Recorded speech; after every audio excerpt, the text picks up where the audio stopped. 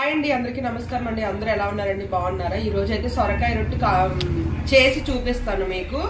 చాలా బాగుంటుంది, చాలా టేస్టీగా ఉంటుంది, చాలా హెల్దీ కూడా. అయితే ఇప్పుడు ఆ రొట్టెకి కావాల్సిన పదార్థాలు అయితే చెప్పేస్తాను. కొత్తిమీర, కరివేపాకు, కొత్తిమీర ఉంటే వేసుకోవచ్చు, లేకపోతే లేదు. నేనైతే కరివేపాకు వేస్తున్నాను. అలాగే అల్లము, పచ్చిమిర్చి, ఇవేంటారు శనగపప్పు, ఇదొకటి సొరకాయ ముక్క, ఉల్లిపాయ, ఇవి 2 తురుముకోవాలి. ఇవి 2 తురుముకున్న తర్వాత దీంట్లో బియ్య పిండి అయితే వేసుకోవాలి. అలాగే నువ్వులు కూడా చాలా బాగుంటుంది, జీలకర్ర. ఇవి కలిపేటప్పుడు చూపిస్తాను మీకు. ఇప్పుడైతే తురిమేసుకోవాలి, సొరకాయ తురిమేసుకుంటాను దీంతో. సరేనా? పిండి కలిపేటప్పుడు చూపిస్తాను.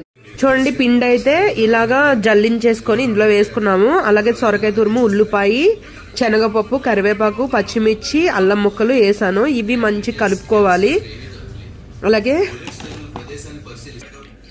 అట్లానే జీలకర్ర వేస్తున్నాము. అట్లానే నువ్వులు, కొంచెం నువ్వులు ఎక్కువ వేసుకుంటే టేస్ట్ బాగుంటుంది. సరిపడినంత సాల్ట్, అలాగే కారం 1 స్పూను. ఇది అంతా ముద్దలాగా కలుపుకోవాలి. కలుపుకున్న తర్వాత చూపిస్తాను.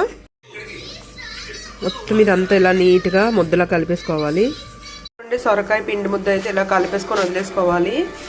అలాగే మనం ఎంత సైజ్ చేసుకుంటామో అంత సైజ్ అయితే తీసుకుంటున్నాను నేను. చూడండి, పెనానికి అయితే ఇలా నూనె అయితే రాసుకున్నాము. రాసుకున్న తర్వాత ఇది పల్చగా ఒత్తుకోవాలి. చాలా టేస్టీగా ఉంటుంది. మొత్తం ఒత్తినాక చూపిస్తాను. ఇలా సొరకాయ రొట్టె అయితే చేసుకోవాలండి. చేసుకొని స్టవ్ వెలిగించుకొని సిమ్లో పెట్టుకోవాలి. దీని మీద మూత పెట్టేయాలి, మంచిగా కాలుతుంది. మొత్తము 4-5 చేసినాక చూపిస్తాను. సొరకాయ రొట్టె అయితే ఉడికిపోయిందండి. ఇదైతే తీసేసి ఇంకోటి వేసుకుందాము. అలాగే నేను మొన్న సొరకాయ రొట్టె తీసుకున్నాను అనమాట. దీనికన్నా పల్చగా ఉంది. 40 రూపాయలు పెట్టి కొనుక్కున్నాను, నాకు తినాలనిపించి. ఇప్పుడైతే నేను చేసుకోవాలనిపించి చేసుకుంటాను అనమాట. ఈ రొట్టె మీకు నచ్చితే మీరు చేసుకోండి. ఇంకో 2-3 చేశాక మీకు చూపిస్తాను. రొట్టె అయితే టేస్ట్ చేసేస్తున్నాను. నచ్చితే ఈ వీడియో కనుక చూడండి, చేసుకోండి. చాలా టేస్టీగా ఉంటుంది, ట్రై చేయండి. చాలా బాగుంటుంది, చాలా హెల్దీ కూడా, చాలా టేస్టీగా ఉంటుంది. నచ్చితే సబ్స్క్రైబ్ చేయండి, ప్లీజ్ సబ్స్క్రైబ్ చేయండి, సపోర్ట్ చేయండి.